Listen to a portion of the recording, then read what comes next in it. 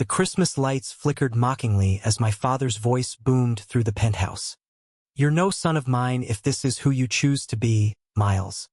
Suppress it, marry the girl we picked, or walk out with nothing." I stood frozen in the marble foyer, the weight of those words crushing every dream I had ever hidden. Snow pressed against the floor-to-ceiling windows of our Manhattan tower, but the cold inside was sharper.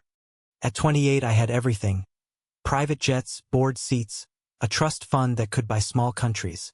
Yet in one sentence I had lost the only thing that ever mattered: the illusion that my family could love the real me. I grabbed my coat and left without another word. The elevator ride down felt endless. By the time I reached the street, my phone was already buzzing with frantic messages from my mother, but I silenced it and drove straight to the private airstrip. 3 hours later, the family jet touched down in rural Montana, where the Thompson Empire owned the largest cattle ranch this side of the Rockies. The main house sat dark and silent under a blanket of fresh snow. I had not been here since I was a teenager, back when I still believed I could outrun who I was. Inside, the place smelled of pine and old leather. I built a fire in the massive stone hearth and poured myself a whiskey I did not drink. The silence pressed in until a knock echoed from the side door. I opened it to find Benjamin standing there, snow on the brim of his black Stetson, flannel shirt dusted white. At 32 he was the ranch foreman, the man who had kept the place running while my father chased deals in New York. I had only ever known him from summer visits, quiet, steady, eyes the color of strong coffee. "Mr. Thompson," he said, voice low and even. "Saw the lights. Figured someone might need coffee." He held up a thermos. I let him in because I had no strength left to refuse. We sat on opposite ends of the leather couch while the fire crackled. He did not ask questions. He simply poured 2 mugs and waited. For the first time in years, the knot in my chest loosened enough to speak. "They threw me away tonight, Benjamin. Because I'm gay." The word hung between us like smoke. He nodded once, slow and certain. "Then they never deserved you." That single sentence cracked something open inside me. I talked until the fire burned low, about the nights I cried in boarding school dorms, the fake dates I endured, the terror of losing everything I had been raised to inherit. Benjamin listened without flinching. When I finally ran out of words, he said quietly, "You're still the same man who used to sneak out here at 16 to help birth calves." Nothing changed except the courage it took to say it out loud. I stared at him, stunned by the warmth in his voice. For the first time since the penthouse door slammed, the world did not feel quite so frozen. Morning light spilled across the snow-covered pastures as I woke to the smell of bacon and coffee. Benjamin stood at the stove in the ranch kitchen, sleeves rolled up, moving with the easy confidence of someone who belonged here. I had fallen asleep on the couch after our long talk. He must have covered me with the old Navajo blanket. "Figured you'd be hungry," he said without turning around. "Ranch work waits for no one, but breakfast don't."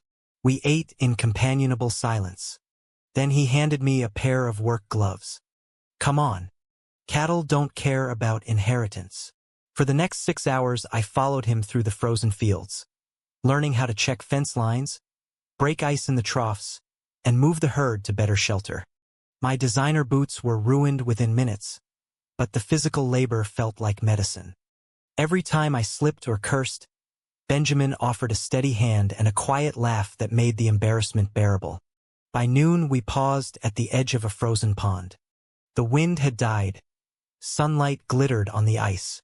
"You know," he said, leaning on a fence post, "I figured it out about myself when I was 19. Small town in Wyoming didn't take kindly to it.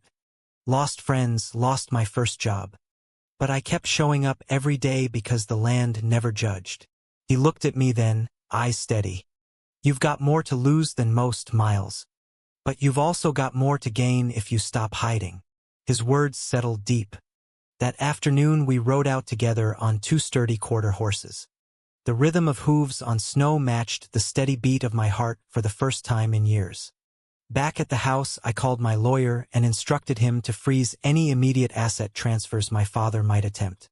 Benjamin made dinner, simple steaks and roasted potatoes, and we talked about everything except the empire waiting to devour me. For the first time I laughed without forcing it. Yet the peace was fragile. My phone lit up with missed calls from my sister and a terse text from my mother. "Your father is serious. Come home and fix this." I stared at the screen until Benjamin gently took it and set it face down. "One day at a time," he said. That night I lay awake listening to the wind, wondering how long I could hide here before the real world came crashing through the ranch gates. The first betrayal arrived by courier 3 days later. My father's lawyers had already moved to place the ranch in a separate trust, cutting me out of decision-making. I read the documents at the kitchen table while Benjamin brewed more coffee. "They're trying to starve me out," I muttered. "Force me back by taking the one place that ever felt like home." Benjamin read the papers over my shoulder, jaw tight. "This land has been in your family for 4 generations.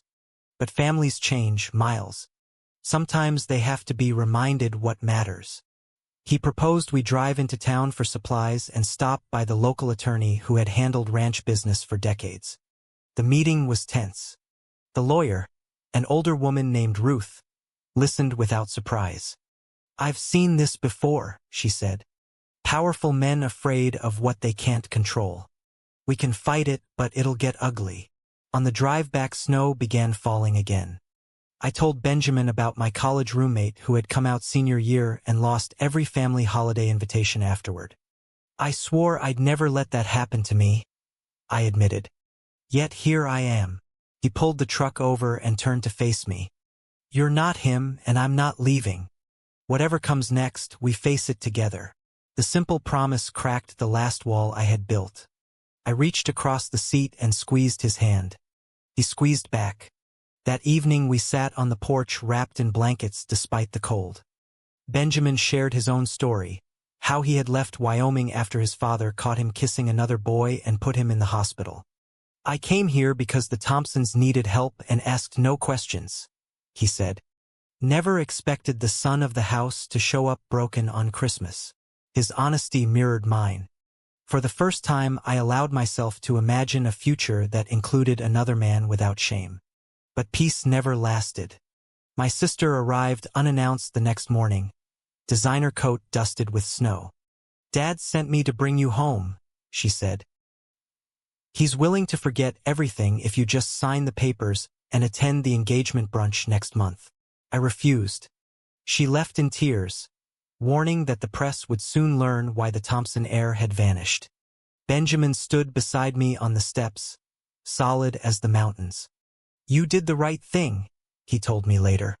Yet I could see the worry in his eyes. The outside world was closing in. New Year's Eve brought the first media leak. A gossip site ran the headline "Thompson heir in hiding, family feud over secret lifestyle." My phone exploded with notifications. Old friends texted awkward support while business partners distanced themselves. I paced the living room until Benjamin took my shoulders and steadied me. "Let them talk," he said. "You're building something real here. That's louder than any headline." We spent the day writing fence lines together, the cold air clearing my head. That night we built a bonfire in the back pasture and watched fireworks bloom over the distant town. Benjamin handed me a small wrapped gift, an old pocket knife with the ranch brand etched on the handle. "Belonged to my grandfather," he said. "He taught me that a man's worth isn't in his name or his money. It's in how he treats the land and the people he loves." I turned the knife over in my hands, throat tight. No one had ever given me something so simple and so meaningful. The next morning my father's private investigator showed up at the gate demanding access. Benjamin met him first, calm but unyielding. "This is private property. You're trespassing." The man left, but not before snapping photos. I knew the pressure was mounting. That afternoon I sat with Benjamin in the barn while he repaired a saddle. "I'm scared," I admitted. "Not of losing the money. Of losing the chance to be who I am without apology." He set the tools down and knelt in front of me. "Then don't apologize. I see you, Miles, the real you, and I'm not going anywhere. His words wrapped around me like the blanket he had given me that first night. We stayed in the barn until the stars came out, talking about dreams I had buried. Traveling without bodyguards, building something that was truly mine, loving without fear. For the first time, the future felt possible instead of terrifying. Yet I knew my family would not surrender quietly. The climax arrived in mid-January. My father flew in on the corporate jet and demanded a meeting at the ranch house. He strode through the door like he still owned every plank. Benjamin stood at my side, silent support. "This cowboy turned your head?" My father sneered. "Sign the papers, come home, and we'll bury this embarrassment." I looked at the man who had raised me yet never truly seen me. "I'm not embarrassed," I said. "And I'm not signing anything." The argument raged for an hour. Accusations flew: disloyalty, weakness, betrayal of the family legacy. Each word cut deeper than the last. When my father finally threatened to sell the ranch out from under us, Benjamin spoke for the first time. "Sir, with respect, this land thrives because people like me have given it their lives. Miles has done the same in his own way. Maybe it's time you asked what legacy you actually want to leave." My father left without another word, but the damage was done. That night I sat on the porch steps, head in my hands. Benjamin joined me, shoulder warm against mine.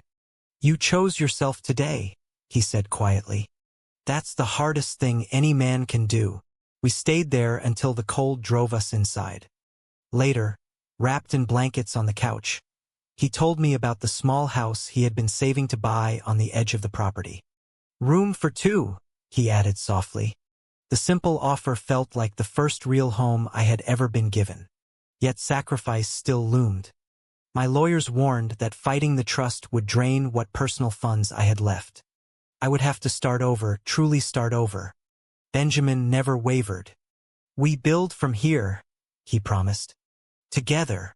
His steady faith gave me the courage to file the countersuit the next morning.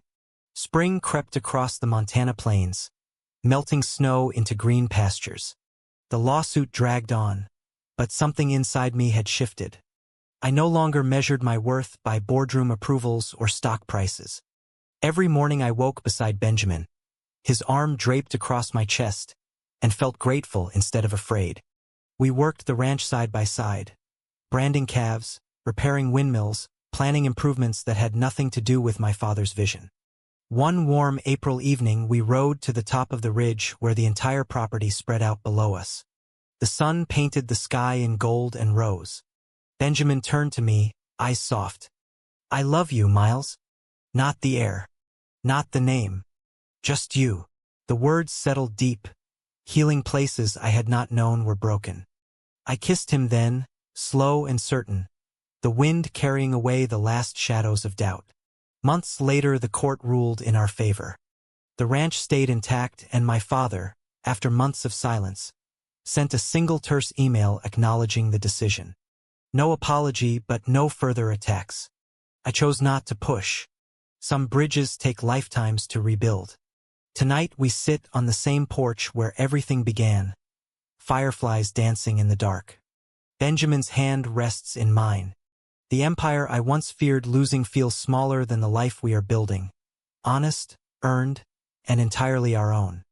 I look at the man who walked through a snowstorm on Christmas Eve and changed everything with a few quiet words. True or false? Choosing your authentic self always means losing your family forever?